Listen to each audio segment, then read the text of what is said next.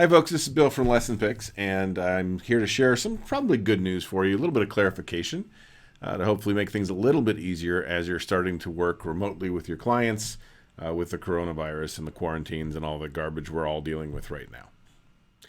Now, as most of you hopefully know, your LessonPix license allows you to use our materials in your classroom or with your practice or in your home. Those are the three areas that you're licensed for. So if you have a caseload at school, you're welcome to use our materials with all of those kids. If you have students, that's similar. And you can always use things for your kids and your grandkids and your nieces and that kind of stuff at home. And none of that has changed. You're still licensed to do the same things. But we have changed something today about distributing electronic copies of the materials that you generate.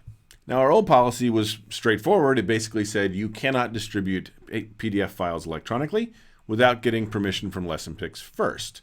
There's a nice, friendly way of saying that in this article on sharing LessonPix materials, but that was basically the policy. And then internally, when we did get a request to share materials, we had a set of guidelines that we would follow on when we would say yes and when we would say no. Those guidelines basically set the rules that said if you're doing telepractice, it's fine. If you're working with hospital and homebound, it's fine.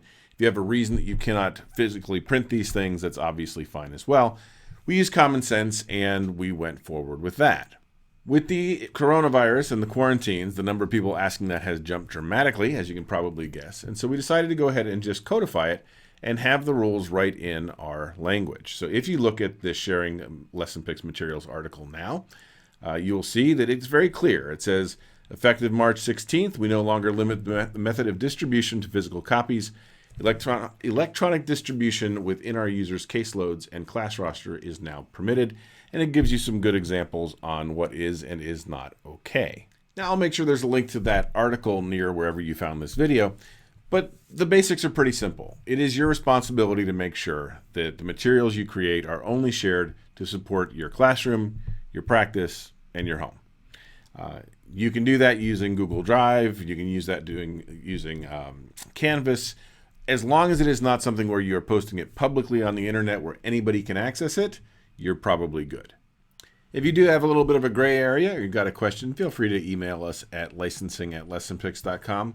We'll give you a straight answer, let you know if it's okay or not, and I'd much rather do that than find a problem later on down the road. Now, some of you may not know, we actually do a lot of work remote around here. So all of our trainings are done in the studio remotely.